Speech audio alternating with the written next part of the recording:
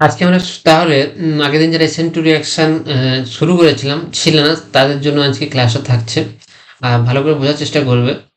আমরা hello alkane চ্যাপ্টারটা কয়েকটা ভিডিওর মধ্যে কমপ্লিট কভার করব, তারপরে কিছু পিআইকিউ ডিসকাস করব। আর অন্যদিকে আমি সলিড স্টেট এবং ইলেকট্রোকেমিস্ট্রি আর ড্রগন এই তিনটে সলিউশন, তিনটে থেকে নোটস এবং পিআইকিউ দিয়ে দিচ্ছে। আমরা অর্গানিকের যে চ্যাপ্টারগুলো সেগুলো ভালো করে বোঝার চেষ্টা করব, কারণ অর্গানিকে সবাই নাম্বার তুলতে ভুল করে। তো আমরা আগের দিন শুরু করেছিলাম SN2 রিঅ্যাকশন।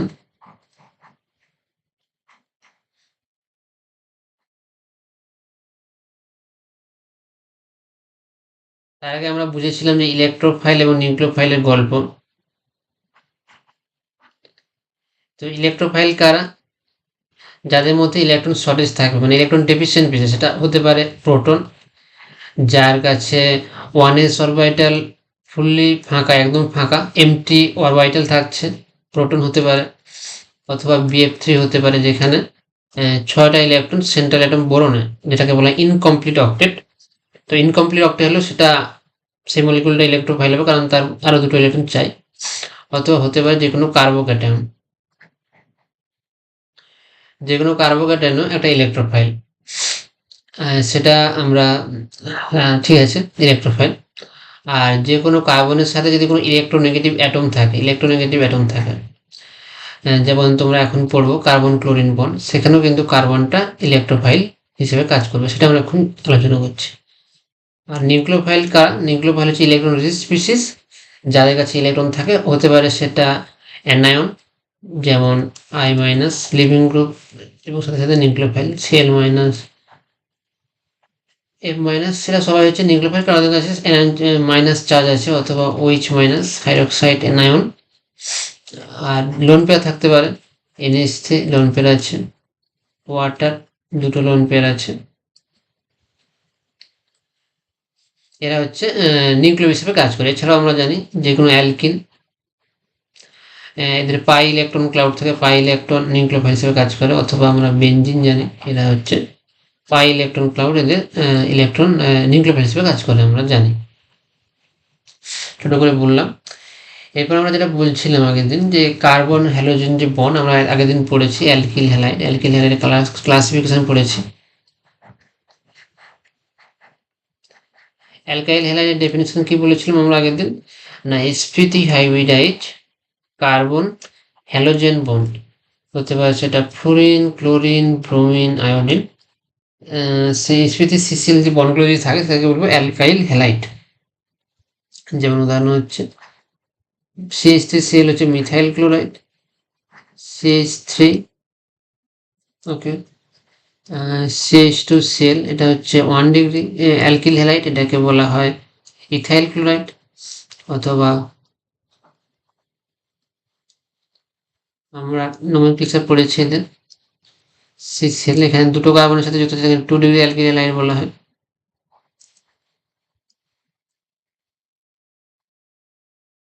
একে টারশিয়ারি অ্যালকিল হ্যালাইড বলা হয়, 3 ডিগ্রি।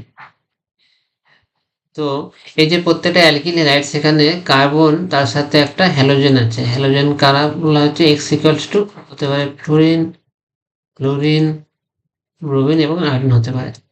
পিডিএফটা থেকে সেটা পড়ার দরকার নেই, আমি যেটা বলি সেটা বোঝার চেষ্টা করো। তো আমরা কি বললাম, যে হ্যালোজেনগুলো ইলেকট্রোনেগেটিভিটি কার্বনে থাকতে বেশি, এটা মোর ইলেকট্রোনেগেটিভ হয় কার সাথে? কার্বনের কম্পারিজনে। তো ইলেকট্রোনেগেটিভিটি যদি বেশি হয়, তাহলে সেখানে বন্ড পোলারাইজেশন হবে। আগে আমরা বুঝেছিলাম বন্ড পোলারাইজেশন।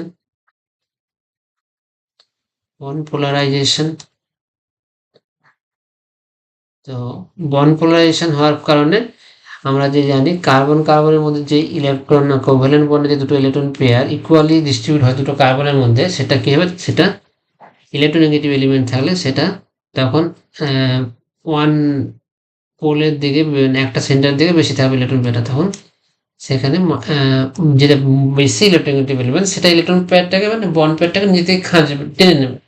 তাহলে ওই কার্বন সেন্টারটা ইলেকট্রন ডেফিসিয়েন্ট হবে এবং সেখানে একটা ডাইপোল মোমেন্ট তৈরি হবে। এটাকে বন্ড পোলারাইজেশন এবং ডাইপোল মোমেন্ট থাকবে মলিকুলটাতে, সেটা বোঝানো হচ্ছে। তো এরকম প্রত্যেকটা CX বন্ডে হ্যালোজেন বেশি ইলেকট্রোনেগেটিভ হওয়ার জন্য মাইনাস পোল তৈরি করবে, কার্বন প্লাস পোল তৈরি করবে। বোঝা গেল? ডাইপোল মোমেন্ট থাকবে মলিকুলটাতে, তার ডাইরেকশন হবে এরকম। তো গুরুত্বপূর্ণ বিষয় কি এখানে মলিকুলটাতে মানে এই যে মলিকুলগুলো প্রত্যেকটা মলিকুল CH3 যদি Cl এর কথা বলি, এই যে মলিকুলটা এখানে দেখো 4টা কোভ্যালেন্ট বন্ড আছে, মলিকুলটা কার্বনের সাথে 4টা কোভ্যালেন্ট বন্ড আছে, টোটাল 8টা ইলেকট্রন কার্বনের, তাহলে অক্টেট কমপ্লিট। কিন্তু যখনই বন্ড পোলারাইজেশন হবে তখন এই দুটো ইলেকট্রন পেয়ার দুটো যে শেয়ারিং হচ্ছিল সেটা কিছুটা একটা পার্টিকুলার অ্যাটমের দিকে শিফট করে যাবে, তাহলে তার মধ্যে তার কাছে কিন্তু 8টা ইলেকট্রন থাকবে না, তার কাছে থাকবে 7.5 বা 7.6 টাইপের মানে ইলেকট্রন থাকবে, মানে কিছুটা ইলেকট্রন ডেফিসিয়েন্সি তৈরি হবে, তার জন্য এই সেন্টারটা ইলেকট্রোফাইল হিসেবে কাজ করবে। তাহলে আমরা কি শিখলাম যে অ্যালকিল হ্যালাইডের ক্লাসিফিকেশন দেখেছি, আজকে আমরা বল পোলারাইজেশন সেখান থেকে ডাইপোল মোমেন্টটা কিভাবে ডাইপোল মোমেন্ট তৈরি হচ্ছে সেটা বুঝলাম, বন্ড পোলারাইজেশনের জন্য ডাইপোল মোমেন্ট তৈরি হচ্ছে, আর কার্বন সেন্টারটা ইলেকট্রোফাইল হিসেবে কাজ করে। এবারে বন্ড পোলারাইজেশনের ফলে যে ডাইপোল মোমেন্ট থাকে সেই ডাইপোল মোমেন্টটা সব থেকে কার বেশি হয়, CH3Cl এর হয়, ভ্যালুটা দেখো কত 1.86। তারপরে কার হয় CH3F, তারপরে হবে CH3Br, তারপর হবে CH3I। তাহলে প্রথমে আমরা শিখলাম বন্ড পোলারাইজেশন কি, তারপরে শিখলাম ডাইপোল মোমেন্ট আছে মলিকুলে, এখন আমরা ডাইপোল মোমেন্টের অর্ডারটা দেখলাম। এবার ডাইপোল মোমেন্টের অর্ডারটা এরকম কেন, dipole moment mu equals to E into D আমরা জানি, তাহলে এটা ডিস্টেন্স, এটা ইটা হচ্ছে চার্জ সেপারেশন আর ডিটা হচ্ছে ডিস্টেন্স। তাহলে ডিস্টেন্স, এখন ক্লোরিন আমরা যদি সরি ক্লোরিন এবং ফ্লোরিনের ক্ষেত্রে দেখি, তাহলে এদের ক্ষেত্রে charge separation delta minus charge সেপারেশনটা হচ্ছে ইলেকট্রন ইতে যেটাকে বস করা হচ্ছে, চার্জ সেপারেশনের ভ্যালুটা ব্রোমিন এবং আয়োডিনে থাকতে অনেক বেশি, তার জন্য ই যেহেতু এদের বেশি তার জন্য ডাইপোল মোমেন্টটা বেশি। আর ক্লোরিন আর ফ্লোরিনের ক্ষেত্রে যেহেতু ডিস্টেন্সটা ক্লোরিনের ক্ষেত্রে বেশি, ফ্লোরিনে থাকতে বন্ড ডিস্টেন্স, তার জন্য ক্লোরিন দিতে যাচ্ছে, তাহলে ক্লোরিনের ডাইপোল মোমেন্ট সব থেকে বেশি, কারণ না বন্ড ডিস্টেন্স CCl বন্ডের যে ডিস্টেন্স সেইটা সব থেকে বেশি, CF বন্ডে থাকতে তার জন্য ক্লোরিন দিচ্ছে। আর ক্লোরিন ফ্লোরিনে দুজনের ইলেকট্রোনেগেটিভিটি বেশি হওয়ার জন্য, ইলেকট্রোনেগেটিভ হাই হওয়ার জন্য যে চার্জ সেপারেশনটা হচ্ছে সেটা বেশি কার থাকতে, না আমাদের CBr বন্ড এবং C আয়োডিন বন্ড। এই কারণে ওভারঅল যে ডাইপোল মোমেন্টের অর্ডারটা সেটা সব থেকে বেশি হচ্ছে ক্লোরিনের ক্ষেত্রে, 2 হচ্ছে আমাদের ফ্লোরিন, 3 ব্রোমিন এবং 4 হচ্ছে আয়োডিন। তো আমরা ডাইপোল মোমেন্টের অর্ডারটা বুঝলাম। এবারে আমরা পড়বো প্রতিস্থাপন reaction, substitution reaction. Substitution reaction কারা দেবে, অ্যালকিল হ্যালাইড দেবে, substitution alkyl halide, alkyl halide এবং অ্যালাইলিক হ্যালাইড দেবে, সাবস্টিটিউশন রিয়াকশন, সাবস্টিটিউশন রিয়াকশন। আচ্ছা, আমরা বললাম কারা দেবে, অ্যালকিল হ্যালাইড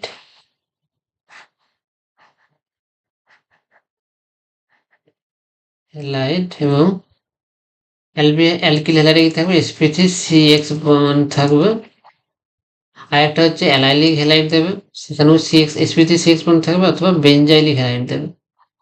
এই কয়েকটা মলিকিউলও কিন্তু আমাদের CL বলতে পারো, ফ্লোরিন, ব্রোমিন এবং আয়োডিন, এক্স দিয়ে লিখতে পারো। এই মলিকিউলগুলো কিন্তু সাবস্টিটিউশন রিয়াকশন হবে। সাবস্টিটিউশন রিয়াকশন মানে কি, না প্রতিস্থাপন রিয়াকশন। কি হয় ব্যাপারটা, প্রতিস্থাপন জিনিসটা কি, না একজন আরেকজনকে প্রতিস্থাপিত, একজন আসবে আর একজন বেরিয়ে যাবে, এটাকে সহজ ভাষায় বলে সাবস্টিটিউশন বা প্রতিস্থাপন বিক্রিয়া। তো নিউক্লিওফাইল এক্স হচ্ছে লিভিং গ্রুপকে প্রতিস্থাপিত করবে, এটা হচ্ছে জেনারেল সাবস্টিটিউশন রিয়াকশন ডেফিনেশন। এবার সাবস্টিটিউশন রিয়াকশন যে অ্যালকিল হ্যালাইড দিচ্ছে তার দুটো মেকানিজম, একটা হচ্ছে SN1, একটা হচ্ছে SN2। কারা SN2 দেবে, কারা SN1 দেবে, এটা হচ্ছে প্রশ্ন। তো সেইটা আজকে আমরা ভালো করে বুঝবো, কারা এসএন ওয়ান দেয়, কারা এসএন টু দেয়। গতানুগতিকভাবে তুমি যদি মুখস্থ করো তাহলে সেটা ইনফরমেটিভ হয়ে যাবে। তুমি যদি বোঝবার চেষ্টা করো তাহলে তুমি সেটাকে অ্যাপ্লাই করতে পারবে যে এসএন টু রিয়াকশনটা কারা দিচ্ছে, কেন দিচ্ছে, এই জিনিসটা খুব ভালো করে বোঝার প্রয়োজন। বোঝার চেষ্টা করো যে আমরা কি বলেছি, অর্গানিক রিয়াকশন মানে সেখানে একটা ইলেকট্রোফাইল এবং নিউক্লিওফাইলের মধ্যে শুরুতে অ্যাট্রাকশন তৈরি হবে।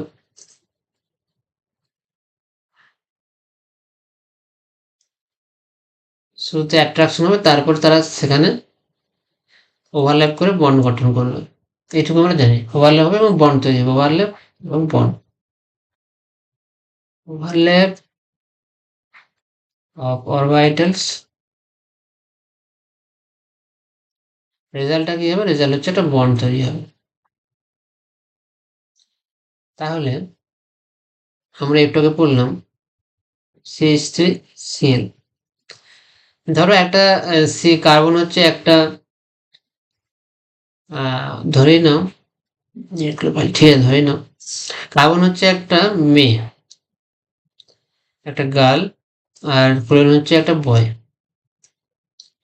তো এদের মধ্যে একটা রিলেশনশিপ মানে একটা বন্ডিং আছে, ভালো ব্যাপার। এখন আমরা কি বলেছি যে কার্বন হাইড্রোজেন বন্ডের বন্ড পোলারাইজেশনের জন্য এটা নেগেটিভ পোল হয়, এটা পজিটিভ পোল হয়। পজিটিভ পোলটা কি হয়? সবসময় ইলেকট্রোফিলিক হয়। এখন এরা খুব সুন্দরভাবে ছিল, নিজেদের মধ্যে একটা বন্ডিং ছিল, রিলেশনশিপ ছিল। এখন তুমি কি করেছো, একটা ওইচ মাইনাস একটা, এটাকে ছেলে হবে যেটা, ধরুন এটাকে আমি বলছি একটা প্রেমিক নিউক্লিওফাইল,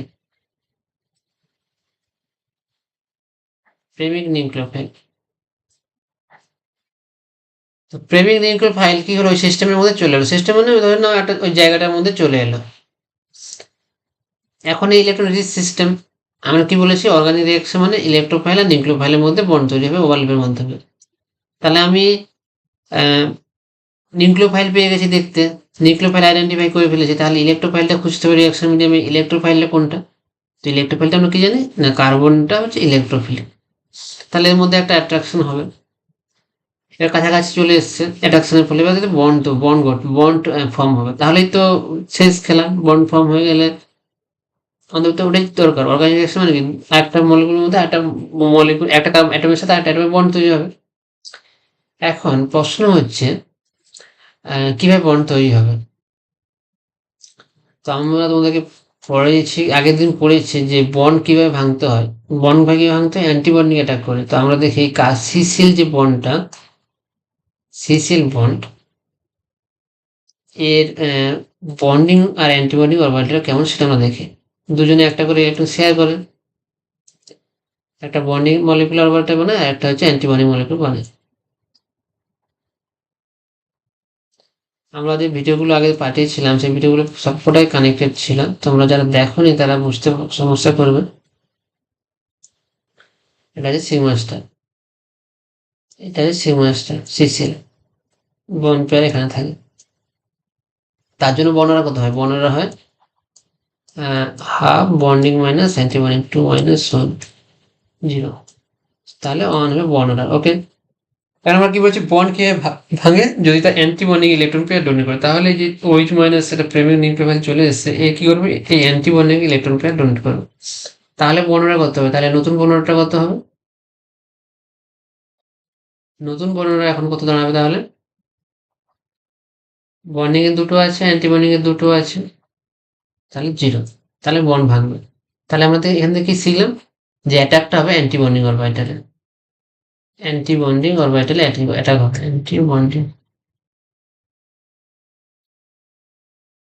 অ্যান্টিবন্ডিং অরবিটালে অ্যাটাক হবে, তাহলে বন্ড ভাঙবে। তাহলে অ্যান্টিবন্ডিং অরবিটালে এটা ডোনেট করবে এবং সিএল বন্ড ভেঙে যাবে এবং নতুন বন্ড তৈরি হবে, অক্সিজেন কার্বনের নতুন বন্ড তৈরি হবে। আমরা কতগুলো জিনিস যেগুলো হচ্ছে বেসিক অর্গানিক কেমিস্ট্রি আমরা শিখছি, যারা বন্ড ভাঙার জন্য তার অ্যান্টিবন্ডিং অরবিটাল অ্যাটাক করতে হবে এবং তাহলে ওই নতুন বন্ড তৈরি হবে। আচ্ছা, ঠিক আছে।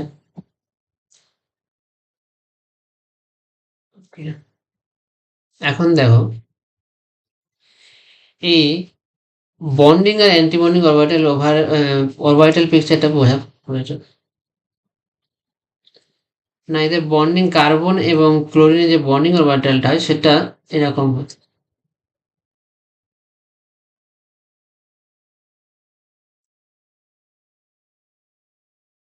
এটাকে প্লাস বলতে পারো, এটাকে মাইনাস বলতে পারো। অ্যান্টি বন্ডিং অরবিটালটা হয় এরকম।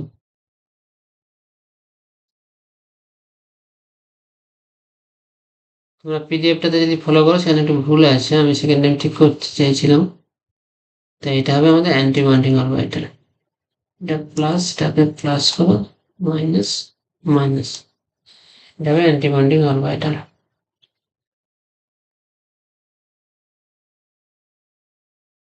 তাহলে এই যে কার্বন আর ক্লোরিন বন্ড, তাদের যে অ্যান্টি বন্ডিং অরবিটাল,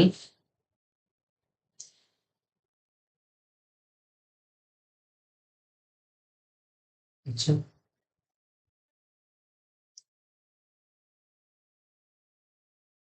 এই অ্যান্টি বন্ডিং অরবিটালের সাথে আমরা কি বলছি, নিউক্লিওফাইলের অরবিটালও ভালো হবে, এটা হচ্ছে নিউক্লিওফাইল।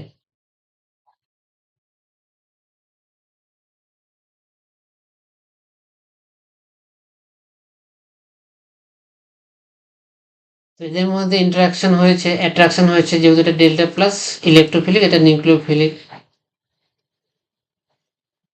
তাহলে দুজন কাছাকাছি আসবে, ওভারল্যাপ হবে, নতুন অরবিটাল তৈরি হবে। তাহলে অক্সিজেন এবং কার্বনের মধ্যে বন্ডিং অরবিটাল তৈরি হবে,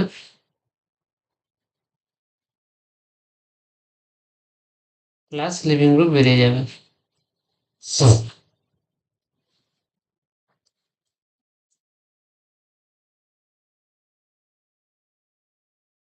প্লাস এদিকে সিএল মাইনাস বেরিয়ে যাবে। তাহলে এবার যে নতুন বন্ডটা তৈরি হলো, এই বন্ডটা হচ্ছে SN2 রিঅ্যাকশনের ফলে বন্ডটা তৈরি হলো। আমার নাম বলছি যে SN2 কেন বলা হচ্ছে, new bond.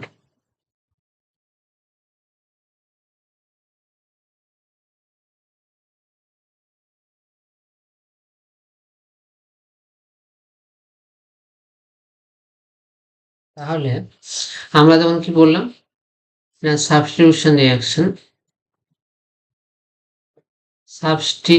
Reaction,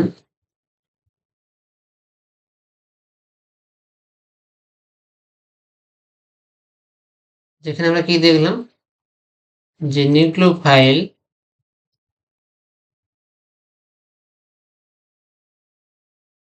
carbon হ্যালোজেনটাকে x বা হ্যালোজেন বলতে পারো, এক্স এর অ্যান্টি বন্ডিংকে অ্যাটাক করলো,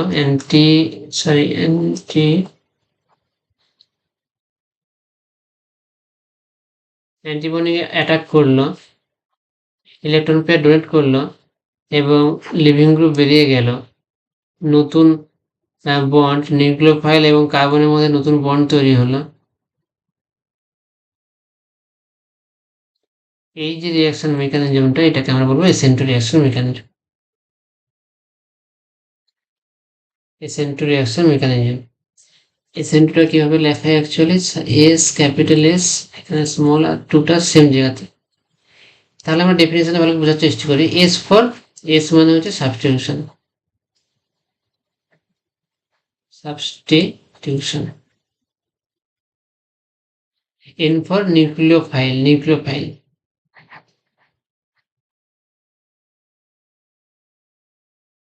আর টু কেন বলা হচ্ছে না, টুটা এসে এই কারণে যে রিঅ্যাকশনের রেট প্রপোর্শনাল টু দুজনের উপরে রিঅ্যাকশনের উপর ডিপেন্ড করবে। এক হচ্ছে নিউক্লিওফাইলের কনসেন্ট্রেশন এবং হচ্ছে দুই হচ্ছে সাবস্ট্রেট। তাহলে ভালো করে বোঝার চেষ্টা করো, সাবস্ট্রেট দুজনের কনসেন্ট্রেশন উপর ডিপেন্ড করে এক অর্ডারে করে। তাহলে ওভারঅল অর্ডার যেটা হয় রিঅ্যাকশনের অর্ডার হয় 2। আমরা এই যে বললাম এই প্রেমিক নিউক্লিওফাইল এই মানে কার্বনটাকে অ্যাটাক করবে আর সঙ্গে সঙ্গে নিউক্লিওফাইল লিভিং গ্রুপে বেরিয়ে যাবে।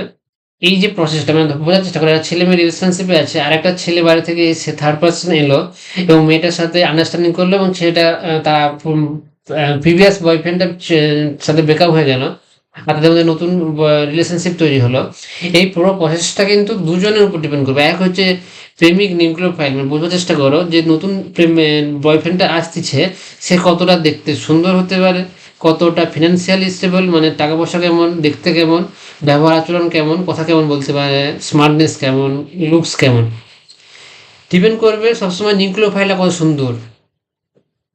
আর দ্বিতীয় হচ্ছে নিউক্লিওফাইল যতই সুন্দর হোক, তুমি কার ছেলে মেয়েটার মধ্যে যদি ব্রেকআপ হওয়া না হয়, মানে বন্ড যদি না ভাঙে, সাবস্ট্রেটের উপর ডিপেন্ড করছে। মানে ছেলে মেয়েটার মধ্যে রিলেশনশিপটা যদি খুবই শক্ত না হয়, ধরো খুব একটা টক্সিক রিলেশনশিপ, তখন কিন্তু রিলেশনশিপটা ভাগবে। তাহলে আমাদেরকে বুঝতে হবে যে ছেলে মেয়ে নতুন প্রেমিক নিউক্লিওফাইল যতই স্ট্রং হোক না কেন, ছেলে এবং মেয়েটার মধ্যে যে রিলেশনশিপ আছে তারা যদি ভাঙতে না চায় যে আমরা রিলেশনশিপ ব্রেক করবো না, তাহলে কিন্তু রিয়াকশন হবেই না। তার জন্য বলা হচ্ছে SN2 যে রিয়াকশনটা, যেখানে নিউক্লিওফাইল লিভিং গ্রুপকে সাবস্টিটিউট করছে, সেটা সেই রিয়াকশনের রেট কিন্তু দুজনের উপর ডিপেন্ড করবে, নিউক্লিওফাইল এবং সাবস্ট্রেট। গল্পের ভালোভাবে বোঝার চেষ্টা করে, তার জন্য বলা হচ্ছে ওভারঅল অর্ডার 2। তাহলে SN2 রিয়াকশনে আমরা ডেফিনেশন কি করবো, যে নিউক্লিওফিলিক সাবস্টিটিউশন রিয়াকশনে নিউক্লিওফাইল কার্বন হ্যালোজেন বন্ডের অ্যান্টিবন্ডিং অরবিটালে ইলেকট্রন পেয়ার ডোনেট করে লিভিং গ্রুপকে প্রতিস্থাপিত করে, এবং রিয়াকশনের রেট নিউক্লিওফাইল এবং সাবস্ট্রেট দুজনের উপর নির্ভর করে। সেই রিয়াকশনকে বলবো আমরা SN2 রিয়াকশন। বুঝলে? তাহলে আমরা এখন দেখি যে SN2 রিয়াকশনের রেট কীভাবে নির্ভর করে। আমরা কি দেখলাম যে নিউক্লিওফাইল যত স্ট্রং হবে, স্ট্রং নিউক্লিওফাইল স্ট্রং যত হবে রেট তত বেশি হবে। স্ট্রঙ্গার নিউক্লিওফাইল হাই রেট, রিয়াকশনের রেট বেশি হবে। আর নিউক্লিওফাইল স্ট্রেংথ অন্য একটা ক্লাসে কভার করবো যে কোন নিউক্লিওফাইল কত বেশি স্ট্রং। যেমন তোমার হাইড্রোক্সাইড অ্যানোমারিক নিউক্লিওফাইল, এটা খুবই ইলেকট্রন রিচ, সব স্ট্রঙ্গার হবে কার থাকতে, কোয়ার্টারে থাকতে। তাহলে এর রিয়াকশন রেট কিন্তু বেশি হবে, অনেক বেশি হবে কোয়ার্টার থাকতে। 2 নম্বর হচ্ছে সাবস্ট্রেটের উপর ডিপেন্ড করছে, রিয়াকশনের রেট সাবস্ট্রেটের উপর কীভাবে ডিপেন্ড করছে। তাহলে সাবস্ট্রেট আমরা বোঝার চেষ্টা করি। দেখো আমরা কি বললাম না, SN2 রিয়াকশনে সবসময় ব্যাক সাইড অ্যাটাক হবে। তার কারণটা কি ব্যাক সাইড অ্যাটাক হয়? কারণ অ্যান্টিবন্ডিং অরবিটালের সাথে যে অরবিটালের ওভারল্যাপ হলো, তোমরা ভালো করে বোঝার চেষ্টা করো। এই যে অ্যান্টিবন্ডিং অরবিটালটা, এটা তো অ্যান্টিবন্ডিং অরবিটাল সিগমা স্টার, এর যে লোবটা অরবিটালের লোবটা, সেই লোবটা পিছন দিকে আছে। তো পিছনে এই দুটো লোবের মধ্যে ইন্টারাকশন সব থেকে ভালো হচ্ছে, তার জন্য এটাকে ব্যাক সাইড অ্যাটাক বলা হচ্ছে। ব্যাক সাইড কারণ কি, ব্যাক সাইড কারণ তা অ্যান্টিবন্ডিং ইলেকট্রন ডোনেট হচ্ছে অ্যান্টিবন্ডিং অরবিটালতে। তার মধ্যে ঢোকাবে যে অ্যান্টিবন্ডিং অরবিটালতে অ্যাটাক হচ্ছে, এবং সেই অ্যান্টিবন্ডিং অরবিটালের যে লোবটা সেটা পেছন দিকে থাকে ব্যাক সাইডে, তার জন্য এটাকে ব্যাক সাইড অ্যাটাক বলা হচ্ছে। তাহলে বোঝার চেষ্টা করো,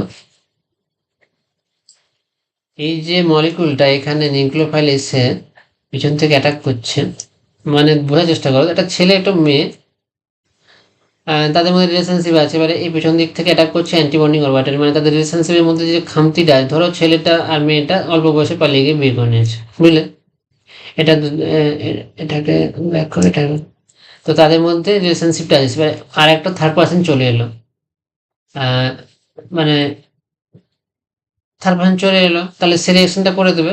এবার ডিপেন্ড করবে এই এদের রিলেশনশিপটা কত স্ট্রং, সেটার উপর ডিপেন্ড করবে। এদের রিলেশন যদি খুবই স্ট্রং হয় তাহলে কিন্তু সেটা ব্রেক করতে পারবে না। এখন একটা ছেলে একটা মেয়ে পালিয়ে গিয়ে বিয়ে করলো, তাদের কোনো দুটো বাড়ির মধ্যে কেউ তাদেরকে স্বীকার করছে না, তাহলে তারা তো একা একা থাকছে, এবং হঠাৎ করে একদিন তাদের মধ্যে ঝগড়া হয়ে গেল, আর দেখতে পেল যে নতুন বয়ফ্রেন্ডটা বা মানুষটা খুবই আকর্ষণীয়, সঙ্গে সঙ্গে ছেলেটা কিন্তু না বলে মেয়েটা আবার ওর সাথে পালিয়ে যাবে। তো এটা SN2 রিয়াকশন হচ্ছে, এটা যে মিথাইল ক্লোরাইড, এইভাবে তো রিয়াকশন হচ্ছে। এবার যখন ধরো এই যে ছেলে মেয়েটা পালিয়ে গেছে, একটা হাইড্রোজেনকে আমরা বাদ দিয়ে একটা মিথাইল গ্রুপ জুড়লাম। মানে ব্যাপারটা এরকম যে ধরো ছেলেটা একটা খুব ভালো সরকারি জব করে, সেই রকম ছেলের সাথে পালিয়ে গেছে, এটা একটা সিচুয়েশন হতে পারে। আবার ধরো ছেলেটার বাড়ির লোক মেনে নিয়েছে, তার জন্য শ্বশুর বাড়িতেই আছে মেয়েটা। আর একটা কিছু হতে পারে, ছেলেটা নিজের বাড়িও মেনে নিয়েছে, ছেলেটা সরকারি চাকরি করে, মানে ভালো একটা জব করে, মানে ভালো জব করে, ছেলেটা নিজের বাড়ি মেনে নিয়েছে, এবং ছেলেটা শ্বশুর বাড়ি মানে মেয়েটার বাড়ি থেকেও মেনে নিয়েছে। এরকম সিচুয়েশন হতে পারে যে একটা করে হাইড্রোজেনকে তুমি একটা করে CH3 তে সাবস্টিটিউট করছো। এবারে ভালো করে বোঝার চেষ্টা করো, যদি ছেলেটা মানে দুটো ছেলে আর মেয়েটা পালিয়ে গিয়ে বিয়ে করলো, এখন শ্বশুর বাড়িও মেনে নিয়েছে, নিজের মেয়েটা বাড়িও মেনে নিয়েছে এবং ছেলেটা খুব ভালো জব করে, তখন কিন্তু সেই বন্ডটা ভাঙবে না। তাদের মধ্যে হয়তো মাঝে মাঝে ঝগড়াঝাটি হবে, কিন্তু সেই বন্ডটা ভাঙা কঠিন। তাহলে সেই গল্পটা, তাহলে সেই বন্ডটা ভাঙতে পারবে না। তো সেইটাকে আমরা অর্গানিককে কিভাবে বুঝবো, না যে এই যে তিনটে ভালো বড় বড় গ্রুপ মিথাইল গ্রুপ আছে, এরা কি করবে, যে অ্যান্টিবন্ডিং অরবিটাল না, সেই অ্যান্টিবন্ডিং অরবিটালটাকে ঘিরে রেখে দেবে। এই ঘিরে রেখে দিলে সেখানে কি হবে, নতুন করে যে নিউক্লিওফাইলটা মানে সে হতে পারে আরেকটা যে বয়ফ্রেন্ড মানে বাজারে ঘুরতেছে, সে হতে পারে আরো ভালো, খুবই সে দেখতে সুন্দর, আরো বেশি টাকা ইনকাম করে। কিন্তু এই যে ছেলে মেয়েটা পালিয়ে গিয়ে বিয়ে করলো, এদের পরিবার এত সুন্দরভাবে এদেরকে গুছিয়ে রেখেছে, তার জন্য যতই আসার চেষ্টা করুক এই বন্ড করার জন্য, এ আসলে আসতে পারছে না, কারণ সবাই তাকে প্রোটেকশন দিয়ে রেখেছে, তার জন্য ইন্টারাকশন হচ্ছে না। এবার এখানে কি হয়েছিল, না ছেলে মেয়েটা শুধু একা একা থাকে, পুরো ফাঁকা, কেউ কাউকে দেখার নেই। তো ছেলেটা অফিসে চলে যায়, আর সেই সময় মেয়েটার সাথে এই নতুন বাজারে আসা মেয়েটা ছেলেটার সাথে ইন্টারাকশন হয়, তার জন্য তাদের কথাবার্তা হয় এবং একদিন ঝগড়া হয়, বন্ড ব্রেক হয় আর নতুন বন্ড তৈরি হয়ে যাচ্ছে। আবার যখন ছেলেটা একটু ভালো জব করে, খুব ভালো টাকা পয়সা ইনকাম করতে পারে, তখন তাদের আন্ডারস্ট্যান্ডিংটা মাঝে মাঝে খারাপ হয় ঠিকই, কিন্তু মেক আপ করে নিতে পারে। বা যখন তার শ্বশুরবাড়ি মেনে নিয়েছে, ছেলেরও ভালো জব করে, তখন তাদের মধ্যে ঝগড়াঝাটি হলেও সমস্যা মিটিয়ে নেওয়ার ব্যাপার থাকে। আর যখন সবাই মেনে নিয়েছে, তখন ঝগড়াঝাটি হলেও সেটার কোনো এফেক্টই পড়ে না, মানে সঙ্গে সঙ্গে মিটে যায় এবং খুব ভালো একটা সম্পর্ক থাকে। তার জন্য সেখানে নিউক্লিওফাইল সহজে বন্ডটা ভাঙতে পারে না। কিন্তু যখন এই জিনিসগুলো মানে যত তুমি এদিকে আসবে, তত সম্পর্কটা খারাপ। মানে সাবস্ট্রেটের যে ব্যাপার, সাবস্ট্রেট যেটা, সেটা খুবই হচ্ছে ইজি টু ব্রেক। সাবস্ট্রেটটাকে ইজিলি তুমি অ্যাটাক করে দিতে পারে এবং বন্ড হয়ে যেতে পারে। তার জন্য সেন্টু রিয়াকশন রেটটা এদিকে বাড়বে, রেট ইনক্রিজ করবে। কারণ নিউক্লিওফাইল তো সবসময় রেডি হয়ে আছে, নতুন একটা নিউক্লিওফাইল মানে নতুন একটা ছেলে এসছে মার্কেটে, সে একটা মেয়ে চাই তার, সে কাউকে পড়ানোর জন্য রেডি আছে। এবার যখন সে এদিকে মানে যত এদিকে আসতেছে, তখন দেখছে যে এই যে ক্রাউডিং, এই যে মিথাইল গ্রুপগুলো, হাইড্রোজেন গ্রুপ আর মিথাইল গ্রুপ, হাইড্রোজেন গ্রুপে যখন আমরা মিথাইলে শিফট করলাম, তখন সেই ক্রাউডিংটা বাড়তেছে। এটাকে বলা যায় স্টেরিক ক্রাউডিং। স্টেরিক ক্রাউডিং, এই স্টেরিক ক্রাউডিং এর জন্য অ্যান্টিবন্ডিং অরবিটালটা কাভার হয়ে থাকে, মানে ঘিরে রাখে। তার জন্য নিউক্লিওফাইল অ্যাটাক করতে পারে না। এগুলোতে অ্যাটাক করে দিতে পারে, এখানেও কিছুটা অ্যাটাক করতে পারবে, কিন্তু এটাতে কোনোভাবে করতে পারবে না। তার জন্য 3 degree alkyl halide, no SN2। 3 degree alkyl হ্যালাইডে কোনো SN2 হবে না, তার কারণ স্টেরিক ক্রাউডিং এর জন্য অ্যান্টিবন্ডিং অরবিটালটা কমপ্লিট ভাবে ঘেরা থাকে। তার জন্য নিউক্লিওফাইল অ্যাপ্রোচ করতে পারে না অরবিটাল ওভারল্যাপের জন্য। তার জন্য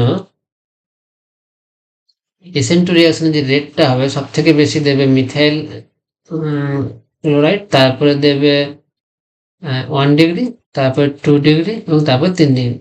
তো এই যে 3 ডিগ্রি কি হলো, না একটা ছেলে মেয়ে পালিয়ে বিয়ে করলো এবং তাদের নিজের বাড়ির লোক, তার সব বাড়ির দুটো বাড়ির লোক এবং মেনে নিল, ছেলেটাও ভালো একটা ইনকাম করে।